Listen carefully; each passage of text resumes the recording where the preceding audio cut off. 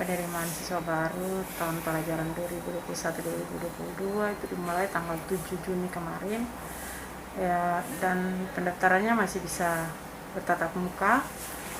Siswa hadir di sekolah untuk registrasi dan sebagainya, dan ini berjalan cukup baik. Setelah memasuki program untuk memasuki MPLS, yaitu kegiatan pengenalan sekolah dari pihak sekolah untuk siswa, ternyata di situ dijadwalkan tanggal 8 Juli sampai tanggal 12. Kita hanya berjalan 1 hari saja, 2 hari, karena wilayah kita ini lagi dengan ini baru masalah COVID, yaitu PPKM, sehingga semuanya dilakukan lagi secara daring.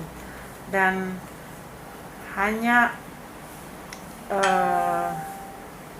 penetapan, untung saja kita sudah lakukan tes awal untuk penjurusan dan juga memasuki tahapan MPLS juga kami melakukan tes akhir untuk mengecek anak-anak masuk jurusan ya, sehingga ini bisa dapat berjalan. Yang sekarang dari hari Senin kemarin yang tanggal 12 yang direncanakan MPLS hari terakhir, kita jalankan hanya dengan pembagian anak pada perjurusan dan mempersiapkan anak untuk memasuki pembelajaran daring lewat pembelajaran dengan sistem pembelajaran daring. Nah, ini yang harus disiapkan betul-betul agar anak-anak ini bisa dapat. Kalau kelas 11 dan 12 sudah bisa, tapi hanya kelas 10. Ini yang membuat, apalagi kita belum mengenal anak-anak secara baik ya. Kita belum mengenal anak-anak secara baik, hanya lewat kegiatan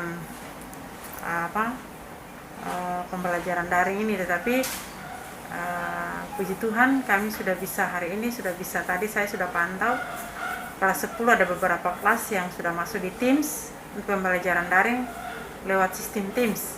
Ada juga menggunakan Zoom, tetapi kita mau mengarahkan semua untuk masuk pada sistem Teams COVID 365 dan sudah berjalan. Walaupun kendala yang kami hadapi adalah banyak anak-anak yang masih memiliki HP yang kurang sama sekali, dan apalagi HP Android.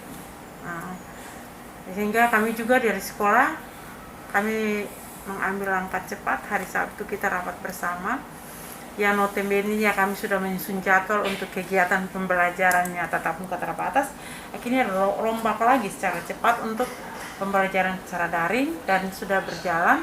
Hari ini bisa dapat dilihat, dan saya selalu pantau dalam kegiatan apel pagi dan apel siang. Kita apel pagi jam 7.30 di Teams, apel siang juga jam 12.30, ada jam 1 kita lakukan sesuai dengan penjadwalan pembelajaran. Jadi ini yang kita lakukan saat ini ya. Oke, jumlah siswa yang masuk di sekolah ini berapa banyak? Kita tahun ini cukup lumayan. Yang saya targetkan, karena yang keluar kan 176 kemarin. Jadi saya hanya minta untuk 176 masuk, tapi ternyata yang masuk kali ini cukup banyak. Jadi kita 200-an lebih. 200 lebih. Sekitar 217. Tetapi yang kita bikin ya netting mungkin sekitar 210 kan.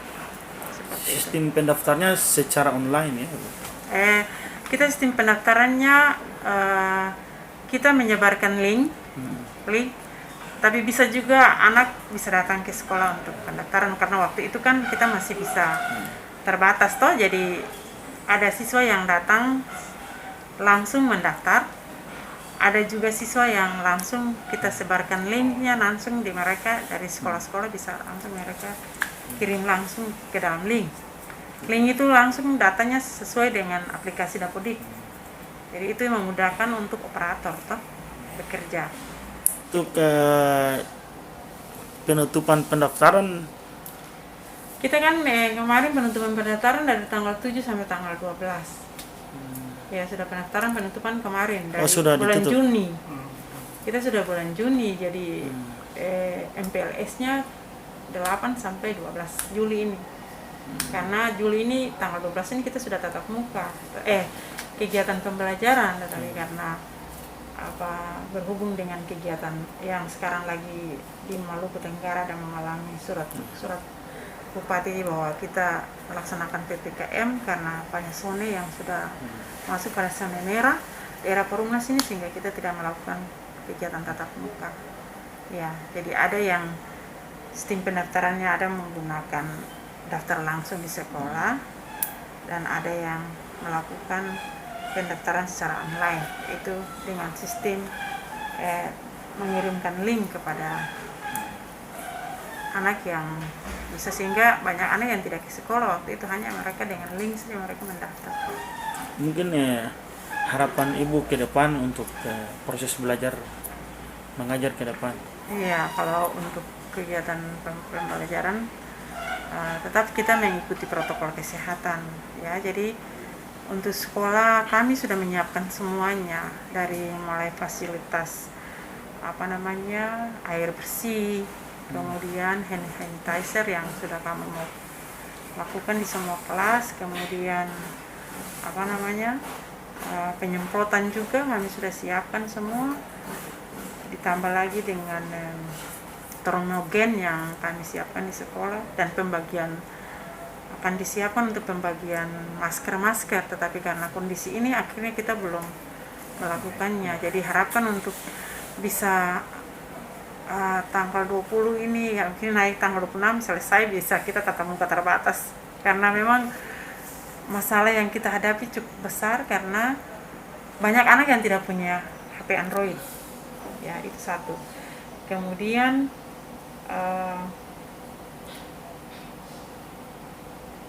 yang kedua itu adalah aplikasi yang siswa baru, memang mereka di SMP sudah dapatkan, tetapi ada yang masih perlu dikaji lebih ulang untuk bisa memudahkan mereka dalam kegiatan pembelajaran. Harapan untuk PPKM kita ini bisa secepatnya kembali ke sistem ini, supaya zona kita menjadi zona kuning, agar bisa kita lakukan hijau dan kuning, bisa kita lakukan kegiatan pembelajaran tatap muka, tetapi tetap tatap muka terbatas. Baik, terima kasih atas penjelasannya.